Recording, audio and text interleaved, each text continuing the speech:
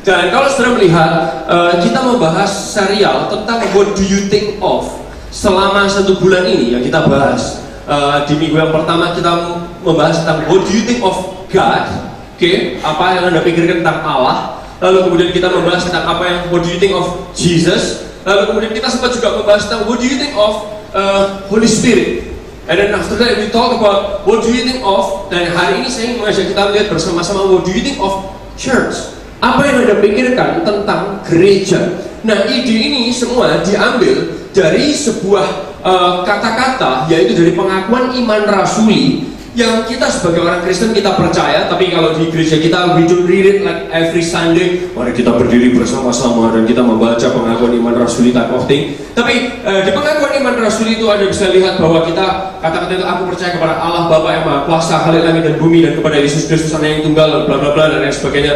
Kalau Anda mungkin bertumbuh di gereja yang Protestan atau mungkin gereja yang sedikit lebih seperti itu, mungkin Anda hafal dan mengikuti. Tapi kalau Anda juga enggak, ya juga it's okay. Dan saya mengajak kita melihat, mengupas satu persatu. Oleh karena itu selama sebulan ini tim Gembala mengajak kita melihat bersama-sama supaya saudara tahu apa yang jadi iman saudara. Oleh karena itu kita membahas What Do You Think Of God, What Do You Think Of Jesus, What Do You Think Of Holy Spirit, What Do You Think. And sekarang kita bicara soal church. Nah Bapak Ibu Saudara, kenapa tadi kita melihat sesuatu dan kita membangun sebuah ring tinju yang setengah tidak tertutup ini? Karena kalau saya khotbah di dalam sebuah ring tinju pasti lucu sekali Bapak Ibu Saudara. Dan saya juga tidak pakai celana kolor pendek dan saya tidak topless karena saudara nggak mau lihat, oke? Nah Bapak Ibu Saudara, kenapa? Pernahkah saudara ketahui orang zaman sekarang mereka melakukan latihan tinju atau kickboxing, muay thai, whatever thai lah Bapak Ibu Saudara. Orang melakukannya bukan sekarang semata-mata untuk latihan bela diri. Tapi saudara tahu kenapa orang melakukannya? Orang melakukannya sekarang untuk latihan menjaga kesehatan. Yang setuju dengan yes? Banyak orang melakukan itu karena itu. Tapi pernahkah saudara ketahui, seringkali ketika saudara berlatih, latihan ini juga bisa membosankan.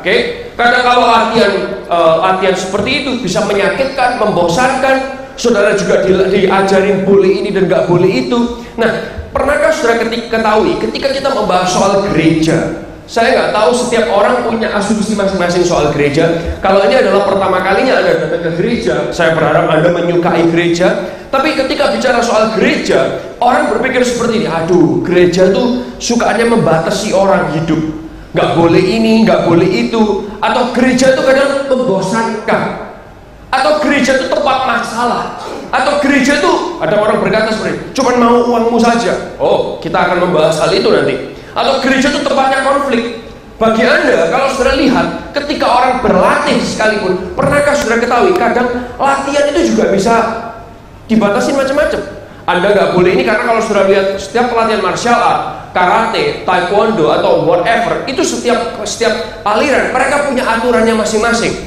Ada yang nggak boleh mukul kepala, ada yang nggak boleh megang, ada yang nggak boleh nendang, ada yang nggak boleh apa. Setiap martial art itu punya aturannya masing-masing. Kadang juga bisa membosankan dan menyakitkan. Saya berikan contoh kepada saudara.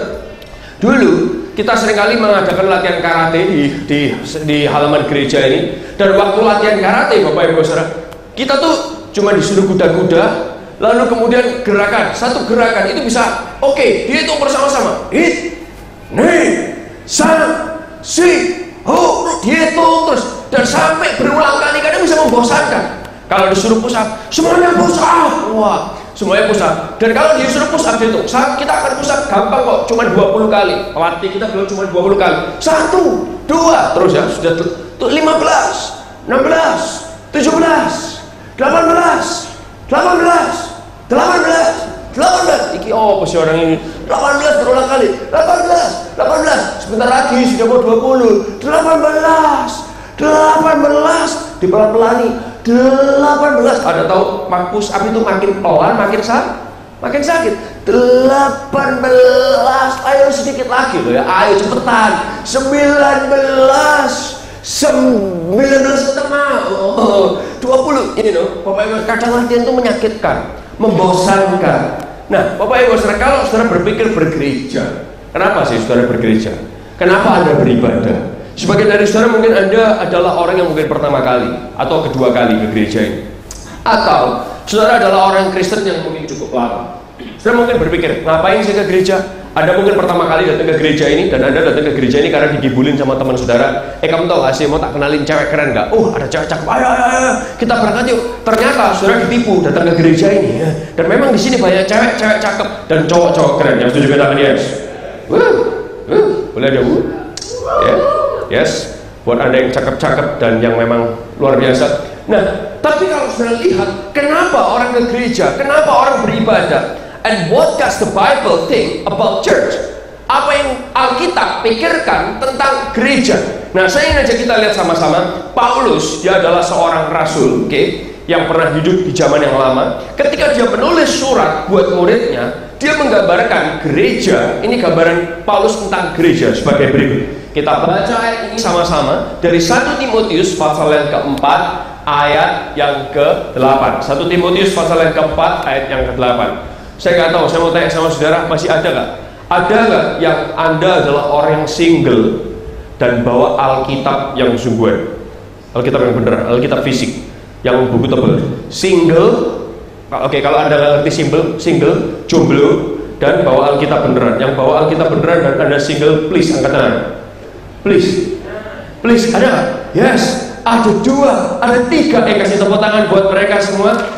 Kebetulan cowok-cowok semua. Jadi kalau ada cewek-cewek yang Anda desperate banget gitu, Anda bisa langsung ke mereka, tanya ke nomor handphone mereka, kenalan. Tolong jangan langsung dicium di gereja, please. Kenalan dulu, pastikan prosesnya dengan baik-baik, oke?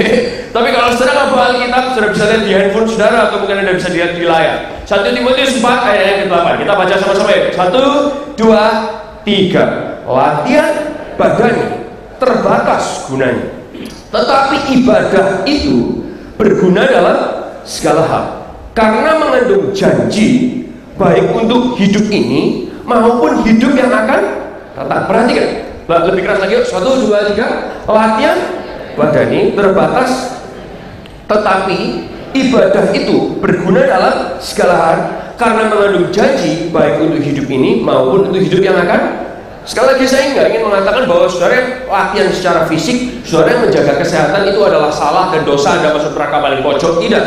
Tapi yang ingin saya katakan seringkali gini, orang hanya melatih latihan fisik, latihan badani, tapi mereka melupakan latihan rohani mereka, yaitu ibadah. Nah, kalau saudara lihat dalam bahasa Indonesia sehari-hari, ayat ini bunyinya seperti ini. Oke, bahasa Indonesia sehari-hari. Kita baca ya dengan suara yang keras. Mari, 1, 2, 3. Latihan jasmani sedikit saja gunanya, tetapi latihan rohani yang dalam bahasa lain aja adalah ibadah, itu berguna dalam segala hal, sebab mengandung janji untuk hidup pada masa kini dan masa yang akan datang. Saudara, kalau Anda perhatikan, sebagian orang sangat memperhatikan kesehatannya. Mereka memperhatikan latihan olahraga, kesehatan, latihan jasmani, dan menurut mereka itu penting banget. Kalau saudara anggap itu penting banget, bayangkan betapa lebih pentingnya latihan rohani, yaitu adalah ibadah. Bisa ngikutin apa yang saya bicarakan, Bapak Ibu Saudara? Kalau Anda menganggap bahwa latihan rohani itu, latihan jasmani, olahraga itu penting banget, bisakah Anda bayangkan betapa lebih pentingnya lagi latihan rohani?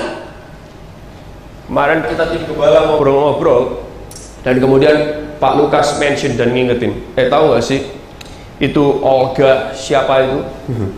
Olga siapa itu? Dia meninggal dalam usia yang relatif cukup muda ya, tahu gak sih? Oke, beware of your lifestyle. Hati-hati dengan gaya hidup kita, makannya sembarangan dan lain sebagainya, sehingga kacau. Saudara, kalau fisik tubuh, kesehatan fisik kita itu penting, dapatkah Anda bayangkan betapa lebih pentingnya yaitu latihan rohani, yaitu ibadah. Ayat ini berkata latihan rohani itu berguna dalam segala hal, sebab mengandung janji untuk hidup pada masa kini dan masa yang akan datang. Nah, kata-kata ibadah kita lihat sama-sama, itu berasal dari kata ini, eusebeia. Eusebeia yang artinya adalah ibadah. Eusebeia yang artinya adalah gaya hidup kesalehan, hidup saleh, bicara soal perbuatan-perbuatan benar.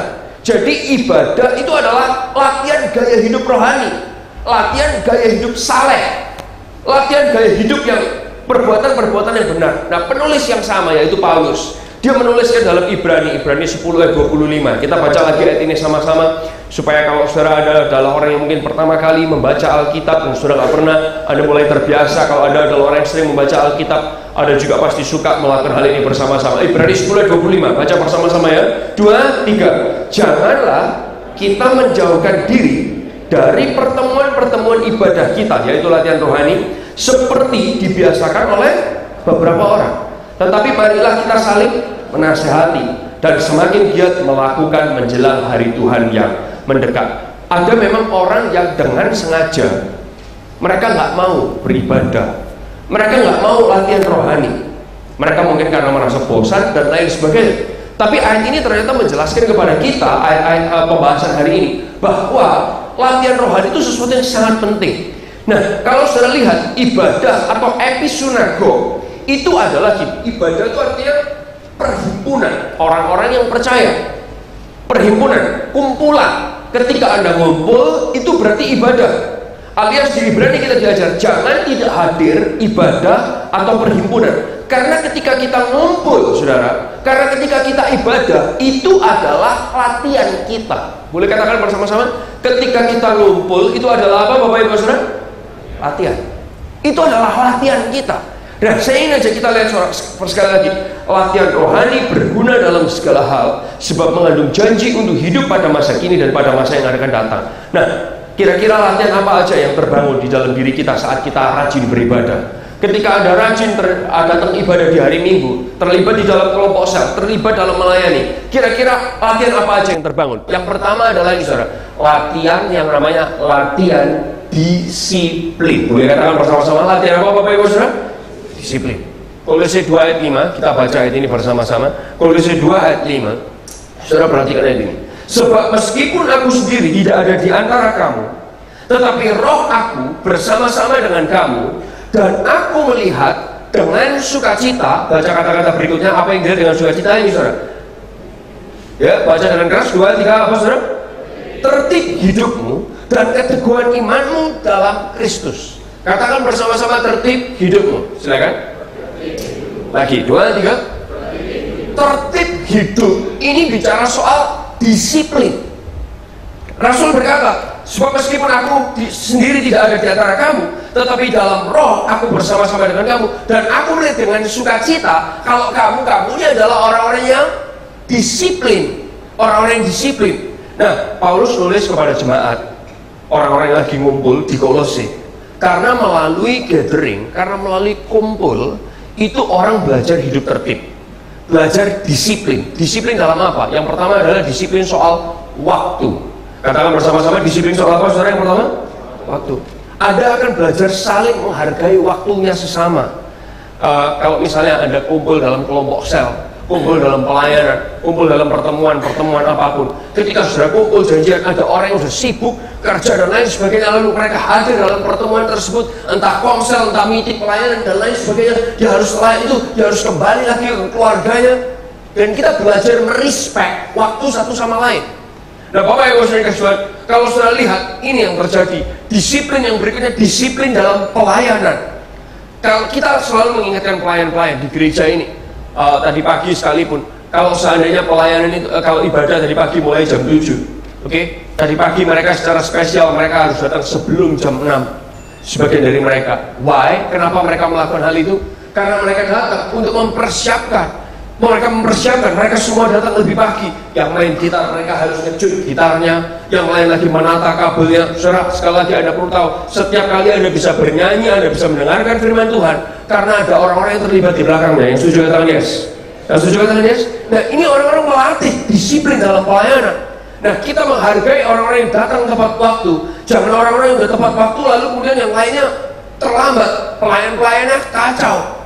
Akhirnya seolah-olah kita tidak menghargai waktu orang lain. Dan di sini kita belajar disiplin dalam melayani. Bapak Ibu Saudara yang dikasih Tuhan, yang berikutnya disiplin dalam membina sesama. Ini Bapak Ibu Saudara, kalau ada orang, mungkin mereka baru di gereja ini, mereka nggak tahu apa itu Yesus jadi juru selamat, apa itu Yesus itu jadi Tuhan, apa itu tertanam di dalam gereja, apa itu komsel. Dan kalau ada yang ngajarin satu, Oh, satu orang yang ngajarin terus ini loh. Kamu kalau terima Yesus sebagai juru selamat itu artinya kayak gini. Yesus jadi Tuhan itu artinya kayak gini. Sudah dibina terus lewat victorious life, lewat glorious life, diajarin terus bagaimana itu tertanam dalam gereja, bagaimana itu melayani dan lain sebagainya. Saudara tahu nggak? Orang tersebut akan merasa sangat tertolong karena dia disiplin ketika dia dibina. Saya sangat bangga sekali setelah ibadah pertama. Tadi ternyata di ibadah pertama ada beberapa pendeta-pendeta dari Sulawesi Selatan, dari daerah namanya Toraja. Mereka datang berkunjung ke gereja kita. Ketika saya jalan-jalan di luar, saya nunjukin mereka, saya ketemu ada 2 orang yang lagi duduk di sebelah sana. Saya kata, ngapain kamu? Ngobrolin apa? Ngobrolin buku, serius banget. Saya pikir dia ngajarin ulangan atau apa. Saudara mau tahu mereka ngapain? Ngapain kok? Lagi one to one. Wow, saya baru yes, itu bukunya Glorious Life. Dia ngajarin apa itu artinya lebih tertanam dalam Kristus. Ini bicara soal disiplin dalam membina sesama. Dan yang berikutnya nih saudara, disiplin. Yang berikutnya disiplin dalam hidup. Anda mungkin berpikir, apa sih disiplin dalam hidup? Saudara-saudara baca ayat ini, 2 Tesalonika 3 ayat 11. Catat ayat ini baik-baik. 2 Tesalonika 3 ayat 11. Perhatikan ayat ini. Kami katakan ini karena kami dengar bahwa ada orang yang, perhatikan ini saudara, ada orang yang kayak gini. Orang yang kayak gimana? Yang kayak gini, yang tidak tertib hidupnya. Ada bersama-sama orang yang kayak gimana ya? Tidak tertib hidupnya. Yang kayak gimana? Tidak bekerja, melainkan yang kayak gini, sibuk dengan hal-hal yang gak berguna. Sibuk dengan hal yang gak berguna. Saudara tahu apa hal yang gak berguna? Oh, bisa macam-macam. Oke? Ada hobi-hobi yang menyita perhatian kita, sehingga hobi itu jadi pekerjaan kita. Saudara tahu apa yang saya bicarakan?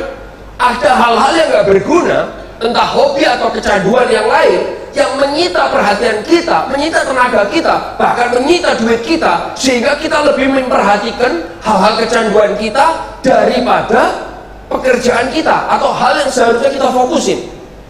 Kemarin saya berkunjung maisong ke seorang kawan SMA yang kasihan banget, mamanya melewati kanker 4 tahun dan udah gak sadar sejak Januari. Lalu kemudian mamanya akhirnya meninggal. Kita ngobrol-ngobrol dengan beberapa kawan di sana. Lalu ini sebuah pertanyaan yang saya suka lontarkan. Saya tak suka nanya sama orang. Bukan untuk menghakimi mereka, tapi saya cuma kepingin tahu aja orang sekarang sukanya ngapain sih. Hobimu apa? Hobiku apa ya? Hobiku apa ya? Oh, dia baru nyadar. Aku punya, hobiku COC. COC. AOC saya tahu. COC saya nggak tahu. Betul nggak sih? AOC saya tahu. COC nggak tahu. Ada yang tahu COC? Yang tahu COC belum katanya? Yes? Apa singkatan dari apa? Class of Clan. Oke, Class of Clan. Kalau saya AOC tahu, tapi COC bener-bener nggak tahu. Oke. Banyak orang lagi main. Ya, saudara tahu nggak? Yang ngirimin bunga itu sampai dari klan mana? Itu sampai ngirimin bunga. Sampai, oh my goodness. Kamu ini ngomong serius? Beneran? Ini loh dari klan ini, ternyata klannya si dia, oh my goodness. Bapak ibu saya bilang, oh ya, tapi kalau main gitu hobinya nggak terlalu ngabisin duit ya. Istrinya langsung jawab, oh yo lumayan. Oh kok bisa lumayan? Main internet emangnya habis apa? Yo lumayan gak cepet apa nopek? Saya pikir gini, 100, 200. Kalau buat mereka ngomong cepet jing nopek jing itu bukan big deal gitu loh. Tapi kalau sampai cepet dan nopek ini dijadikan sesuatu yang big deal, rasanya ini something wrong deh. Anda tahu apa yang saya bicarakan? Dan ya antara cepet nopek wow, dan itu kalau dijual tokoh-tokohnya itu dijual tuh bisa belasan juta. Barangnya mana? Di iPad. Terima kasih. Gak jelas banget gitu loh. Betul gak sih saudara? Sorry ya. Kalau Anda adalah pecinta COC, saya nggak berkata berarti Anda masuk neraka yang paling pojok. Oke, paling dekat sama surga, paling dingin. Oke, paling dekat sama malaikat. Enggak, saya nggak juga ngomong kayak gitu. Tapi yang saya bicarakan adalah gini. Ayat ini berkata ada orang yang tidak tertib hidupnya. Bukan hanya COC doang. Ada begitu banyak hal-hal yang bisa menyita perhatian kita sampai kita nggak fokus pada prioritas kita. Itu yang saya bahas. Anda nangkep sampai di sini? Sekali lagi saya ingin katakan Tuhan masih mengasihi orang-orang COC. Yang setuju katakan yes. Yang setuju katakan yes. Seperti dia mencintai orang-orang AUC, dia juga mencintai orang-orang COC. Yang setuju katakan yes. Masih ada anugerah buat saudara di tempat ini. Bertobatlah, serahkan derajat Anda, injak-injak patahkan di dalam nama Yesus setelah khotbah. Enggak, bukan itu yang saya minta, saudara. Tidak, tapi ini yang saya bicarakan. Dan beribadah itu melatih kita untuk mendisiplin hidup. Mendisiplin hidup. Ini dalam banyak hal, ada begitu banyak hal kelemahan-kelemahan yang menarik kita untuk nggak fokus dalam kehidupan. Tapi ibadah itu menolong kita untuk berdisiplin hidup. Yang pertama bicara latihan disiplin. Yang kedua, ibadah itu bicara soal ini, saudara. Latihan mengasihi. Boleh katakan bersama-sama? Bicara soal latihan apa, saudara? Mengasihi. Matius 22 ayat 37 sampai 39. Oke, kita baca ayat ini. 2, 3. Jawab Yesus kepadanya, bersama-sama yuk. 2, 3, jawab Yesus kepadanya apa? Kasihilah Tuhan Allah dengan segenap hatimu, dan dengan segenap jiwamu, dan dengan segenap akal budimu. Itulah hukum yang terutama dan yang pertama. Dan hukum yang kedua, yang kata-kata ini berkata yang sama dengan itu ialah, baca kata-kata berikutnya. Yes, boleh dengan sedikit lebih antusias Bapak Ibu Saudara. Kata-kata yang kedua yang sama dengan itu ialah apa? Sesamamu manusia seperti. Saudara pernah tahu gak? Kata-kata ini powerful banget. Kasihilah sesamamu manusia seperti kamu mengasihi dirimu sendiri. Why? Kenapa Tuhan ngomong soal hal ini? Ketika Anda mungkin baru ngikut Yesus, saudara gak akan pernah mengerti apa artinya mengasihi Tuhan. Why? Kenapa? Karena, perhatikan saya, semua mata boleh lihat saya sejenak, ini penting garis bawahi, penting. Karena natur kita adalah mengasihi diri sendiri. Natur kita, secara alami, saudara dan saya, itu adalah orang yang mengasihi diri sendiri. Loh, betul kan? Coba, kalau saudara belikan orang lain, sama belikan diri saudara sendiri, harganya pasti lebih mahal belikan diri sendiri. Langsung juga katakan yes? Betul kan? Betul kan? Kalau saudara menjaga diri Anda atau merawat tubuh Anda pasti lebih mahal daripada merawat orang lain. Karena natur kita adalah mengasihi diri kita sendiri.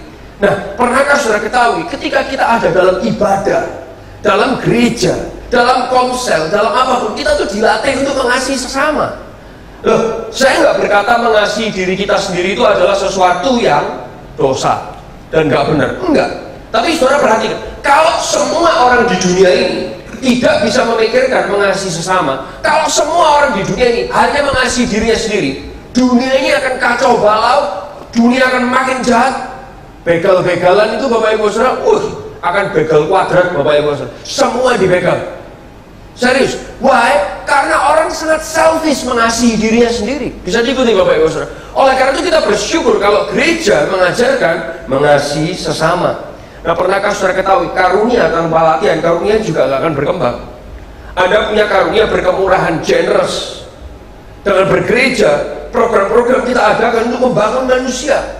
Coba saudara perhatikan, ketika kita menunjukkan kepada saudara tentang ada pelayanan anak-anak. Why? Supaya saudara belajar, bukan datang ke gereja cuma gini. Kalau saudara datang ke gereja dengan mental kayak gini, it's okay. God love you, we love you. Ada mungkin datang ke gereja, aku senang ke gereja ini. Kenapa? Karena AC-nya lumayan dingin, ininya bagus. You like to be entertained. Anda mengasihi diri saudara. Tapi ketika kita bicara soal, ada program gereja tentang pelayanan untuk anak-anak, kita sedang mengajarkan kepada saudara untuk mengasihi generasi-generasi berikutnya. Halo Bapak Ibu Saudara. Ada atmosfer. Why?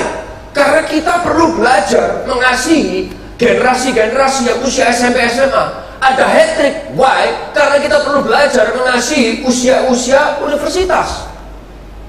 Lebih daripada kita mengasihi diri kita sendiri. Aku suka duduk di gereja ini karena kursinya lumayan empuk. Dan katanya dalam beberapa bulan ke depan kita akan menambahkan opsi untuk pijat di kursi gereja Anda masing-masing. Wow.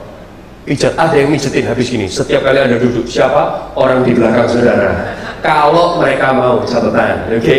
Tapi Bapak Ibu Saudara, kenapa Tuhan mengajarkan kepada kita perpuluhan, janji iman, persembahan khusus? Tahun ini kita berdoa untuk bisa merenovasi area gereja yang gereja ini udah 30 tahun. Saya tahu sebagian dari Anda usia Anda bahkan nggak sampai 30 tahun. Saya tahu. Dan sebagian dari Anda mungkin Anda sudah lebih dari 30 tahun. Why? Karena ini melatih supaya kita tidak hanya mengasihi diri sendiri, tapi mengasihi orang lain, mengasihi generasi seterusnya di depan kita. Saudara pernahkah saudara ketahui, ketika generasi sebelum kita, generasi sebelum Anda dan saya, Saya tahu sebagian dari Anda adalah om tante-tante usia 30-40an. Saya harus memanggil Anda om dan tante-tante karena usia saya 22, Bapak Ibu Saudara. Yang lain lagi ada oma-oma yang usia 50 dan 60. Pernahkah Anda ketahui Anda bisa duduk di tempat ini itu karena ada generasi sebelumnya yang sama Tuhan diajarin gini, Pak, Mr. So and so, kamu belajar mengasihi sesama, nabur, beli tanah di Dharma Permai 1000 meter. Dari orang ini taat sama Tuhan, belajar mengasihi, cari tanah 1000 meter di Dharma Permai, dia beli tanah itu untuk dipersembahkan. Tuhan panggil orang lain lagi, Mr. So and so, atau Mrs. So and so, itu ada benih tanah 1000 meter di Dharma Permai. Kamu tambahin lagi 3000 meter di sebelahnya supaya pekerjaanku bisa lebih besar. Belajar mengasihi. Dan Mr. So and so and Mrs. So and so ini dia taat, dia menabur, tanah ini ditambahkan lagi. Kemudian Tuhan panggil lagi orang lain lagi, Mr. So and so and Mrs. So and so. Makanya kita banyak panggil keluarga kita Enso. Betul Bapak Ibu? Kalau di keluarga saya nggak ada yang mau dipanggil Enso. Enso apa itu? Anak-anaknya Elisa panggil saya Empek, tapi istri saya nggak mau dipanggil Wah. Saya takut Bapak Ibu. Nah lalu kemudian saya juga nggak tahu kenapa ipar-ipar juga nggak ada yang manggil so ganso Bapak Ibu. Lalu kemudian Tuhan ngomong lagi, Mr. So and so and Mrs. So and so, tambahkan lagi tanah sekian ribu meter di Dharma Permai. Ada orang yang menabur sudah benih 1000 meter dan benih sekian ribu meter. Dan pernahkah saudara perhatikan saya, dari orang-orang yang belajar mengasihi sesama itu, back then, tahun 1980-an itu, perhatikan, hari ini saudara dan saya bisa duduk berdiri di tempat ini untuk memuji Tuhan dan mendengarkan firman Tuhan. Anda ngikutin apa yang saya bicarakan? Karena ada orang yang belajar mengasihi sesama. You want to know this kind of story? I can tell you more story. Saya baru balik dari Melbourne dan kemudian saya langsung ke Semarang. Puji Tuhan, saya dari pagi ada mertua saya di sini dan saya katakan saya pulang cepat-cepat timbang. Kalau berat badan saya naik, tapi bersyukur naiknya cuma setengah kilo, berarti masih lumayan, saudara. Kata mertua saya, kalau sampai kamu gak ada istrimu, kamu suka cita, mertuanya bisa marah, kayak gitu, saudara ya. Nah Bapak Ibu saudara yang kasih Tuhan, untung siang ini gak ada mertua saya, jadi saya bisa bicarakan tentang dia lebih banyak lagi. Nah Bapak Ibu saudara yang kasih Tuhan, waktu saya sampai di Australia, saya ketemu dengan seseorang pendeta yang cukup terkenal. Dan kemudian ketika saya duduk makan dengan dia bilang, oh aku tahu kamu. Yes, aku tahu kamu. Aku sering lihat kamu. Wow, saya kaget. Lihat kamu, lihat saya di mana? Dia bilang, aku sering lihat kamu di live TV. Pernahkah sudah ketahui, ibadah kita selalu disiarkan di live TV dan aksesnya bukan hanya Sabang sampai Merauke, tapi sampai mancanegara. Halo? Kemarin ketika saya setelah pulang dari Australia, saya di Semarang, banyak orang, Pak Lukas itu, Rono Karno ya tepar, gak ada apa-apanya. Foto dong, foto dong, Pak Lukas juga bisa gaya apa? Cherry Bell. Bisa juga. Coba tanyain dia. Coba. Kalau nggak bisa Anda bantu deh. Nah, why? Ketemu Elisa, bilang, aku sering lihat kalian. Lihat di mana? Where? They saw us on television. Dan perhatikan saya, mereka bisa melihat kita di televisi karena ada orang-orang, yaitu jemaat AOC yang belajar untuk mengasihi sesama. Yang setuju katakan yes. Berikan tepuk tangan yang luar biasa buat Tuhan kita. Anda tahu yang paling konyol, saya tambahkan ya. Handphone saya itu nggak tahu kenapa nomornya itu kecatat dan dipublish di televisi setiap kali acara Song of Praise. Anda bisa bayangkan orang itu dari seluruh pelosok tanah air SMS. Mohon dukungan doa, doakan saya sama Tuhan, doain jemaat AOC, doain orang. Ini salah, Pak. Itu kenapa handphone saya bisa masuk sana? Saya juga nggak tahu. Oh my goodness, dan nggak berhenti, saudara. Pernahkah sudah ketahui ada begitu banyak orang yang kesulitan dan lewat apa yang Anda tabur itu boleh jadi berkat buat mereka semua? Halo? Sudah mau tahu Sound of Praise? Ada sebuah radio namanya nih, City Radio di Singapura. Anda tahu lagu I'm Holding On To You by Sound of Praise, album yang ketiga, kalau belum bertobatlah karena kerajaan surga sudah dekat. Oke? Lagu itu di City Radio di Singapura Lagu itu menduduki peringkat nomor 8 di CD radio di sana. Kasih tepuk tangan yang luar biasa buat Tuhan. Dari mana? Dari ini ada orang-orang yang belajar mengasihi sesama. Orang yang belajar mengasihi sesama, melayani, menabur, dan everything. Boleh dimainkan sebentar supaya Anda dengarkan kata-katanya baik-baik. Kalau nggak bisa bahasa Inggris, apesmu, istilahnya kayak gitu Bapak Ibu Saudara. Dengarkan kata-katanya baik-baik, oke? Go ahead, silakan guys.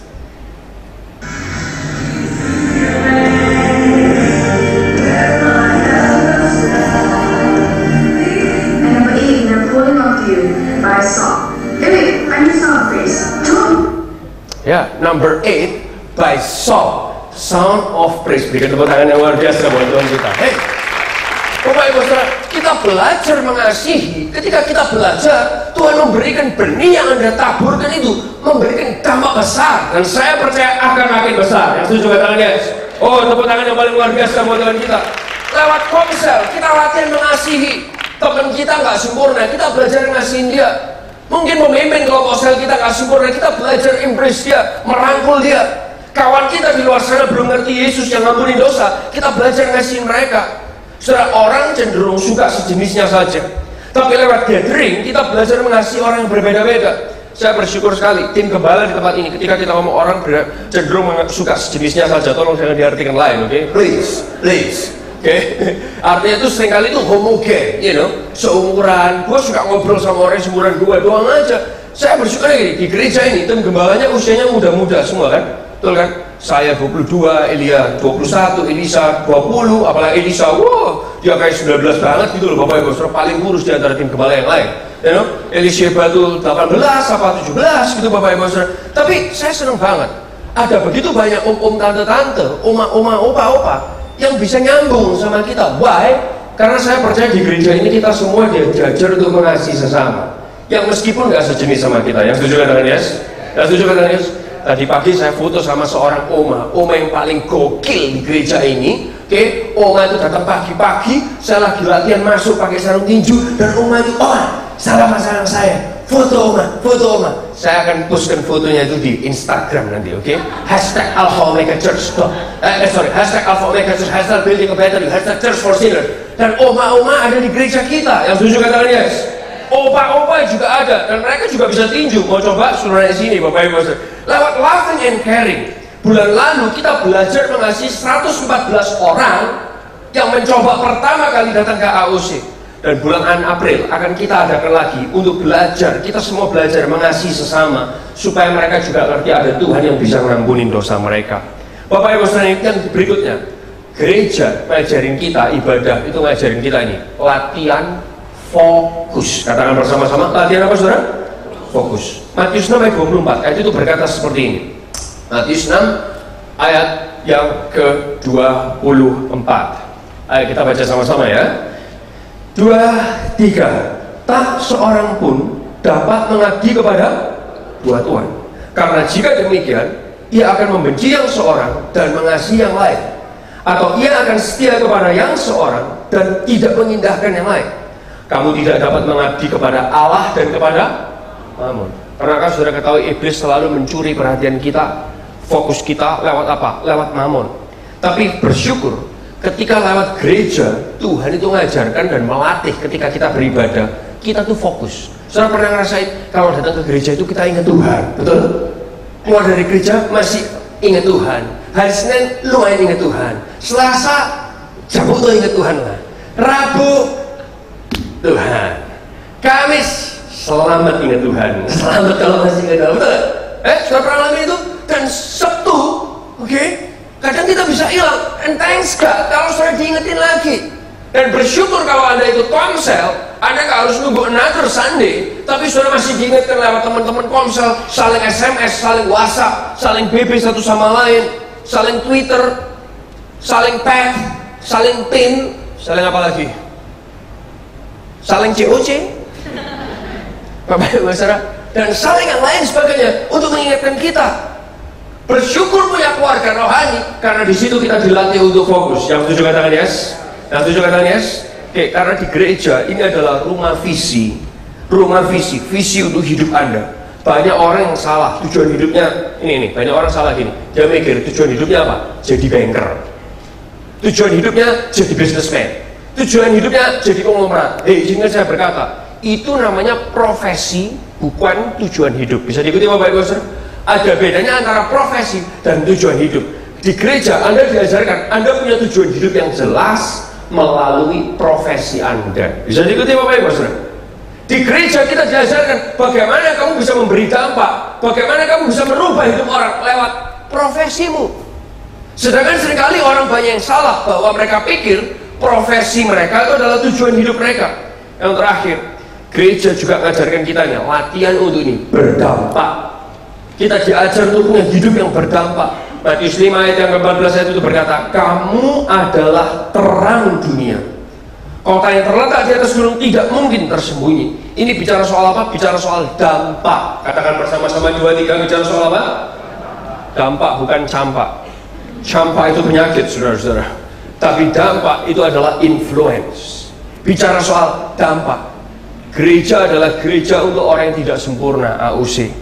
Dan akan selalu, oleh sebab itu, jangan kaget kalau ada banyak masalah di gereja. Jangan kaget kalau ada konflik. Berdampak artinya gini, yang pesimis bisa diubahkan jadi yang optimis. Yang setuju katakan yes. Yang negatif bisa diubahkan jadi yang positif. Yang punya kebiasaan yang buruk, bad habit, bisa diubahkan jadi punya kebiasaan yang baik. Yang jauh dari Tuhan bisa jadi makin dekat sama Tuhan. Yang terhilang bisa ditemukan kembali. Izinkan saya berkata, ketika church is house for sinners, ketika gereja itu adalah rumahnya orang yang berdosa, orang yang tidak sempurna, maka gereja akan berdampak dan gereja akan jadi tempat untuk pengharapan.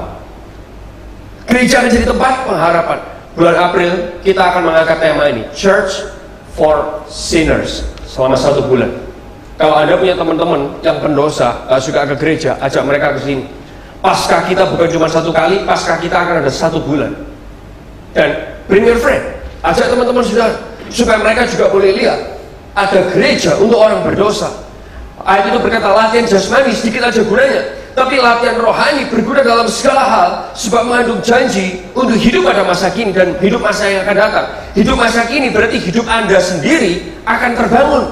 Anda akan maksimal, Anda akan menemukan arti hidup, Anda akan menemukan ada pengharapan buat orang kayak aku, masih ada kemenangan buat orang kayak aku. Nah, janji masa yang akan datang itu di masa yang akan datang, yaitu kata kalah. Tuhan gak akan tanya berapa berat barbel yang sudah kamu angkat, berapa kali kamu mengangkatnya. Tuhan gak akan tanya kayak gituan. Kamu sudah lari berapa kilo. Tuhan gak akan tanya kamu Katolik, Protestan, Pantekosta atau apa. Tuhan gak akan tanya COC-mu. Tuhan gak akan tanya skor yang kamu tonton di televisi, sepak bola, Formula One dan lain sebagainya. Tuhan gak akan tanya berapa banyak depositomu. Tapi pernahkah saudara ketahui yang Tuhan tanya adalah gini, pekerjaan baik apa yang telah kamu lakukan? Tuhan akan tanya pelayanan apa yang sudah kamu lakukan, siapa yang sudah kamu bawa untuk ketemu supaya dengan aku, supaya dosanya diampuni. That kind of question yang akan Tuhan tanya. Berapa banyak manusia yang kamu ubahkan melalui profesimu. Bapak Ibu saudara yang saudara, lalu sekarang pertanyaannya gini, what should I do? Apa yang mesti aku lakukan? Apa yang mesti aku lakukan? Yang pertama adalah ini saudara, rajinlah beribadah. Katakan sama-sama, rajinlah apa saudara? Beribadah. Karena ini mengandung janji masa kini dan masa yang akan datang. Kalau Anda mungkin ada berkata, aku sadar, aku sudah menomor-2kan ibadah. Aku pikir, masih ada minggu depan. Ke gereja, masih ada minggu depan. Gak datang lagi, it's okay, masih ada minggu depan. Hei Bapak Ibu saudara yang kasih Tuhan, rajinlah beribadah. Yang kedua, rajinlah terlibat dalam program-program yang ada. Karena itu kesempatan kita berlatih rohani. Latihan disiplin, latihan mengasihi, latihan fokus, latihan berdampak. Ya ini yang ingin kita ajak saudara lakukan. Kita akan berdoa untuk orang-orang yang udah lama undur, orang-orang yang mau recommit untuk rajin ke gereja lagi. Minggu lalu dibagikan buat Anda kartu doa serentak. Saudara, ada yang berapa yang minggu lalu dapat? Boleh tolong berikan buat saya? Ada yang bisa bantu saya? Oke, kali ini Bapak Ibu Saudara, kita akan nulis kartu doa yang dibagikan di minggu lalu. Kalau saudara nggak hadir, it's okay. Ya, yang di minggu ini dibagikan di warta gereja situ, saudara situ ada. Oke. Nah, saya ingin aja saudara, hari ini saya kasih saudara waktu 2 menit. 2 menit untuk tuliskan nama-nama yang mungkin minggu lalu Anda tulis, kalau Anda sempat tulis. Tapi kalau saudara nggak sempat tulis minggu lalu, minggu ini saudara doa nama-nama orang-orang yang mungkin mereka udah lama nggak ke gereja, atau mereka nggak pernah ke gereja sama sekali, atau mereka barusan nggak pernah ke gereja sama sekali, doakan nama-nama, tulis nama-nama tersebut. Dan hari ini yang akan kita lakukan. Di depan kita akan membawa sebuah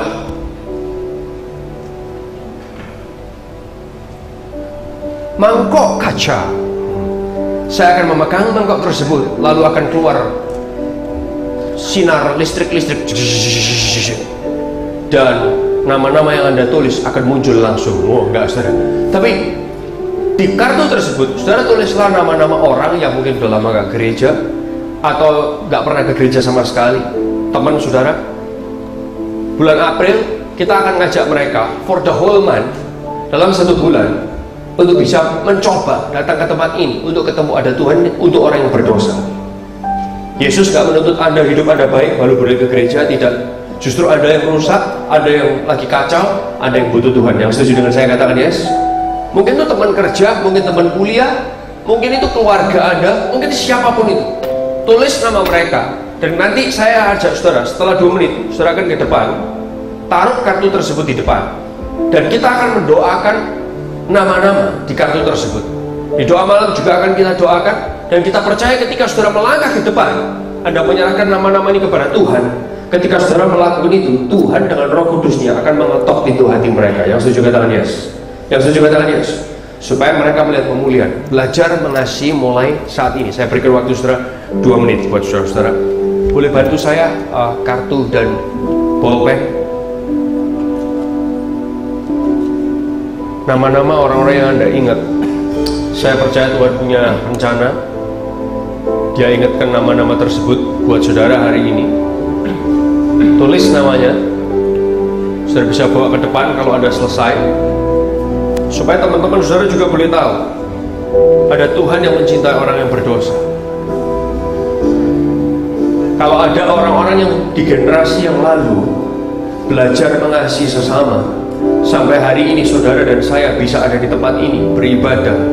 Ada teman-teman Anda yang coba ajak Anda karena dia care sama saudara.